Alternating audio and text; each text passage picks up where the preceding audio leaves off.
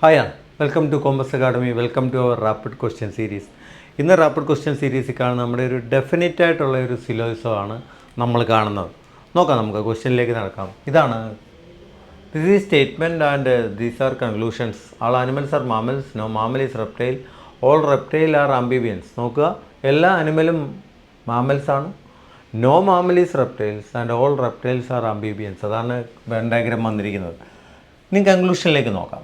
All animals are amphibians. നോക്കുക, animal ആംബിബിയനുമായിട്ട് എന്തെങ്കിലും ബന്ധമുണ്ടോ? ഇല്ല. നമുക്കതിനെ എന്ത് പറയാം? കാണ്ട് സേ എന്ന് പറയാം. കാണ്ട് സേ. ഇവർ തമ്മിൽ ബന്ധമേ ഇല്ല. ബന്ധമില്ലാത്തതിനെക്കുറിച്ച് നമുക്ക് പറയാൻ പറ്റില്ല. Then some amphibians are mammal. ആംബിബിയനും മാമലും തമ്മിൽ ഇതുപോലെ യാതൊരു ബന്ധവും ഇല്ല അതിനകത്ത്. സോ അവിടെയും കാണ്ട് സേ എന്നാണ്. സോ മൊത്തത്തിൽ ഇവർ തമ്മിൽ യാതൊരു ബന്ധവും ഇല്ല അവിടെ. സോ നമുക്ക് തന്നിരിക്കുന്ന രണ്ട് കൺക്ലൂഷനും തെറ്റായിട്ട് മാത്രമാണ് വരുന്നത്. ഇവർ തമ്മിൽ നോയും സംനോട്ടും ഒക്കെ ഉണ്ട്, പക്ഷേ ഈ പറയുന്നതൊന്നും അവിടെ ഇല്ല. തമ്മിൽ ബന്ധമില്ലാത്തതിനെ നമ്മൾ പറയും കാൺസേ. കാൺസേ പറഞ്ഞാൽ പിന്നെ അവിടെ എന്തും തെറ്റാണ്, ഒരു റിലേഷനും അവിടെ വരില്ല എന്നാണ് അർത്ഥം. ഇങ്ങനത്തെയുള്ളതിൽ പലരും പല തെറ്റിദ്ധാരണകളുമായി ഇരിക്കും.